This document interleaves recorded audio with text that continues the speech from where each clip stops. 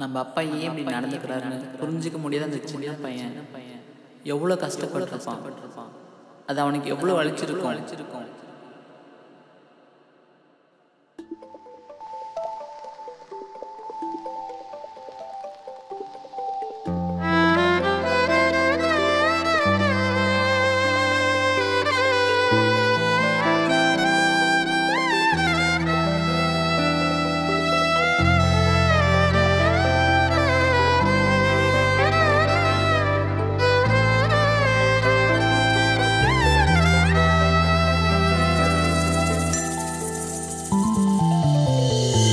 உறைந்திடும் கடிகாரம் ஓடாமலே உனை நான் காணாத நேரம்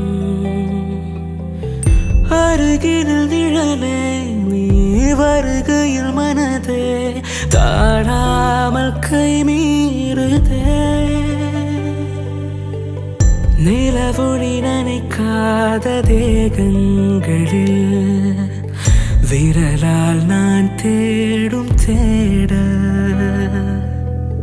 அனுமதி தந்தால் ஆசைகளின் வெகுமதி குறையாது தினம் தூருவே மடி ஊஞ்சல் நாட மனதோரமாய் நாடும் விடியாமல் நான் வேண்டுவேன் இடைவேளை மனிதழோரமாய்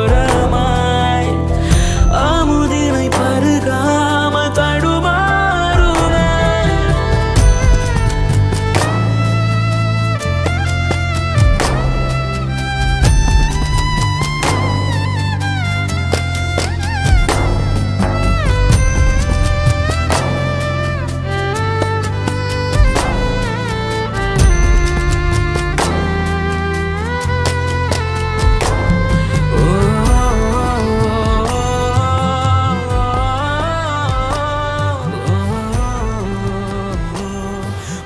டேய் அசோக், என்ன மச்சான் ஒரு மாதிரி இருக்கு? என்னாச்சு?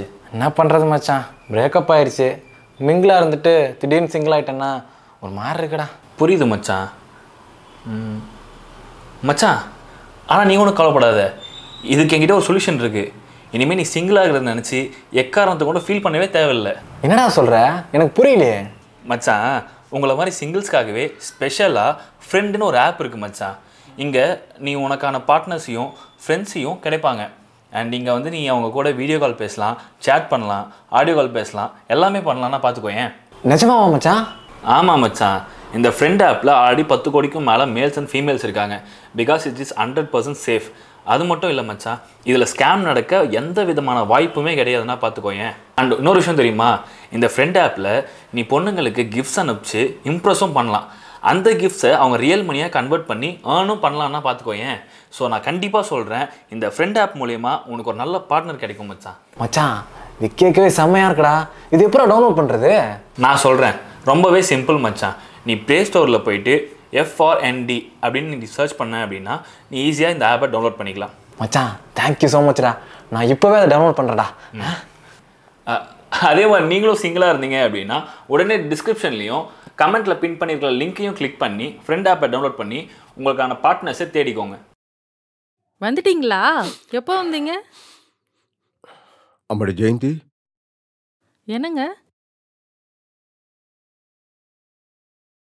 என்ன காஃபி டீ ஏதாவது வேணுமா?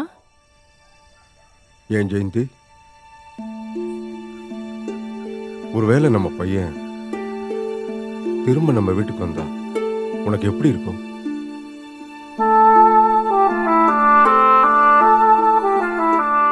அவனை பார்த்த அடுத்த நிமிஷமே என் உயிர் போனா கூட நான் சந்தோஷமா போய் சேர்ந்துருவேங்க.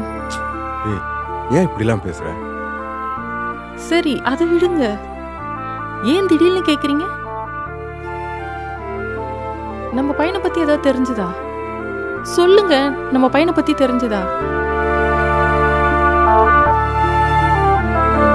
இல்லைண்ணா, சும்மா தான் கேட்டேன். நீ போய் உன் வேலையை பாரு. சரிங்க.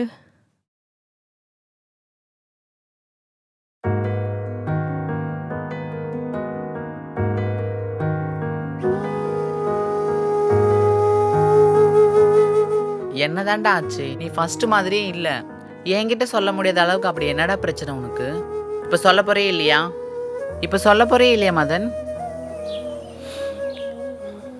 அன்றைக்கி ஒரு நாள் நீ என்கிட்ட ஒன்று சொன்ன, அது உனக்கு ஞாபகம் இருக்கா? நான் நிறைய சொன்னேன், அதில் நீ எதை சொல்கிற? நாங்கள் ஒருத்தரை விரும்பினாலும் அதை நாங்கள் அவங்கக்கிட்ட சொல்ல முடியாத நிலைமையில் இருக்கோன்னு நீ சொல்லும்போது அதோட வலி என்னால் புரிஞ்சுக்க முடியல சந்திரா. ஆனால் இப்போ தெரியுது அது எந்த அளவுக்கு வலிக்கும்னு.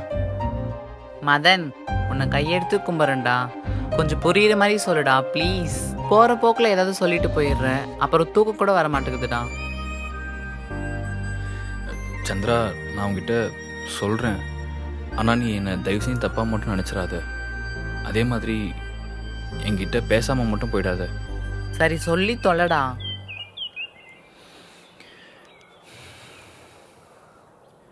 சந்திரா, சந்திரா, நான் லவ் பண்ணுறேன்டி. நான் இதை எப்போத்துலேருந்தும் உங்ககிட்ட சொல்லணும்னு நினச்சிட்டு இருக்கேன் தெரியுமா?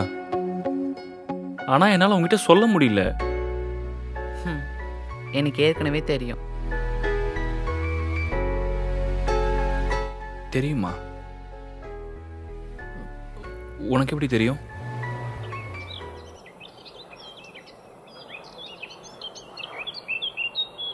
நான் சொல்ல வேண்டியதெல்லாம் சொல்லிட்டேன். இதுக்கப்புறம் நீங்கள் சொல்கிறதுல தான் இருக்குது. சரி, நீங்கள் மதனை லவ் பண்ணுறீங்க, கல்யாணம் பண்ணிக்கணும்னு ஆசைப்பட்றீங்க. இதில் நடுவில் நான் எங்கேருந்து வந்தேன்? சொல்கிறேன். அதுக்கு தான் நான் உங்களை தேடி வந்திருக்கேன். அது மதன் உங்களை லவ் பண்ணுறாரு.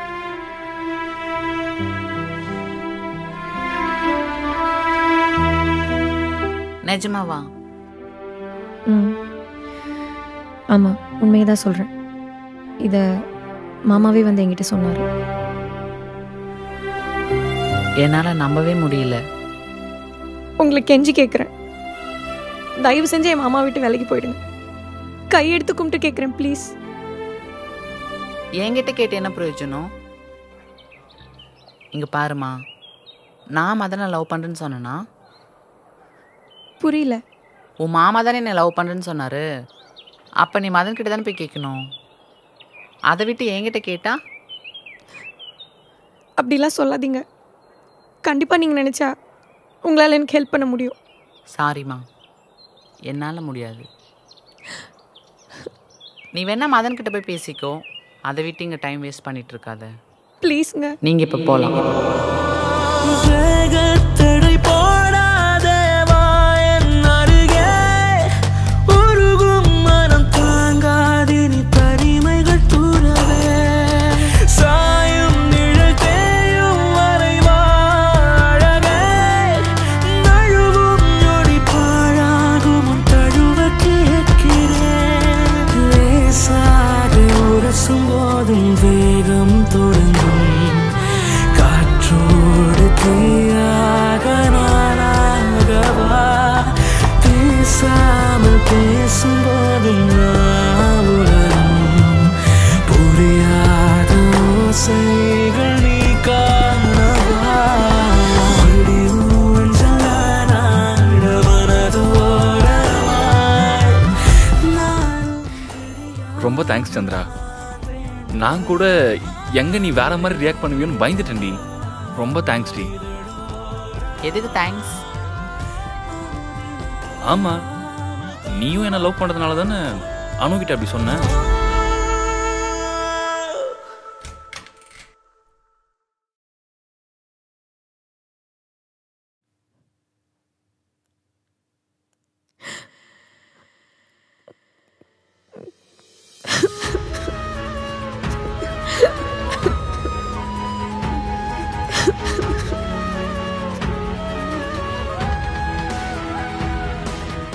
என்னடி இப்படி இருக்க? உன்னை இப்படி பார்க்க எனக்கு எவ்வளோ கஷ்டமா இருக்கு தெரியுமா? ஃபோன் பண்ண எடுக்க மாட்ற. அப்புறம் அங்கிளுக்கு கால் பண்ண அப்புறம் தான் விஷயமே தெரிஞ்சுது. இங்க பாரு, நீ இப்படி இருக்கிறதுனால உங்க மாமா உன்னை தேடி வருவார் நீ நினைக்கிறியா? வருவாருடி, நிச்சயமா என் மாமா என்னை தேடி வருவார். கிழிப்பாரு. இதாண்டி நிறைய பொண்ணுங்க இப்படியே தான் இருக்கீங்க. ஒருத்தனை லவ் பண்ணிட்டா அவன் நம்மளை திரும்ப லவ் பண்ணலன்னு தெரிஞ்சும் அவனையே நினச்சி உருக வேண்டியது. ஏன்னா பயம். எங்கே உன் ஃப்ரெண்ட்ஸோ இல்லை உன் சரௌண்டிங்ஸோ உன்னையும் உன் கேரக்டரையும் தப்பாக பேசிடுவாங்களோன்னு பயம். இங்கே பாரு, ஒன்று மட்டும் நல்லா தெரிஞ்சுக்கோ. நம்ம ஃபீலிங்ஸை ரெஸ்பெக்ட் பண்ணாதவங்கள நினச்சி நம்ம கவலைப்படுறது ரொம்ப தப்புடி. Completely waste of time. பேசிட்டியா? நீ பேச வேண்டியது எல்லாத்தையும் பேசிட்டியா? இங்கே பாரு, என் மாமா ஒன்றும் ஃபீலிங்ஸ்க்கு ரெஸ்பெக்ட் கொடுக்காதவர் கிடையாது. நீ ஒன்று யோசிச்சு பார்த்தியா? இப்போ கூட அவர் சந்திரான்னு சொல்லி ஒரு டிரான்ஸ்ஜெண்டர் லவ் பண்ணுறேன்னு சொல்கிறாரு. ஒரு பொண்ணை நான் அவ்வளோ ஃபோர்ஸ் பண்ணியும் இன்னி வரைக்கும் அவர் டிசிஷனில் ஸ்ட்ராங்காக இருக்கார். அவரும் ஒருத்தவங்களோட ஃபீலிங்ஸ்க்கு ரெஸ்பெக்ட் கொடுக்காதவராக இருப்பார். இதுலேருந்து தெரியல அவர் ரிலேஷன்ஷிப்க்கு எவ்வளோ உண்மையாக இருக்காருன்னு.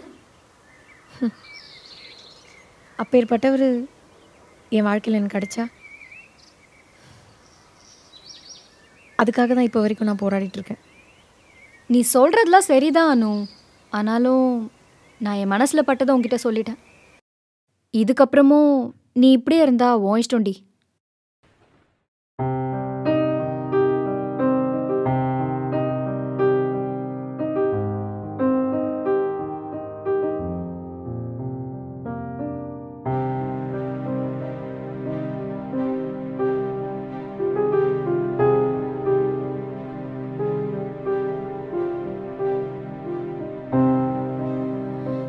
நான் சொல்கிறதெல்லாம் சொல்லிட்டேன். இனிமே எல்லாம் உன் இஷ்டம்தான்.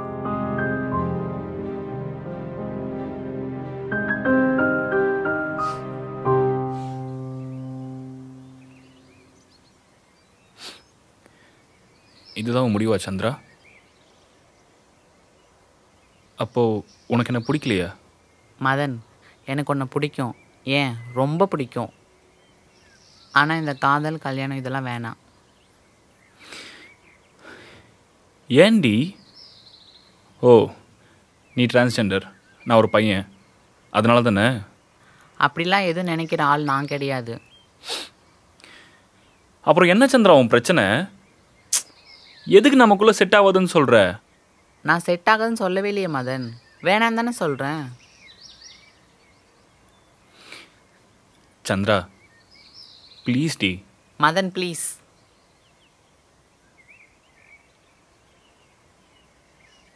ஏன் எதுக்கெல்லாம் கேட்காத, என்னை புரிஞ்சுக்கோ. என்னை மதிக்கிறதா இருந்தா இதை பற்றி இங்கே விட்டுரு. நான் கிளம்புறேன்.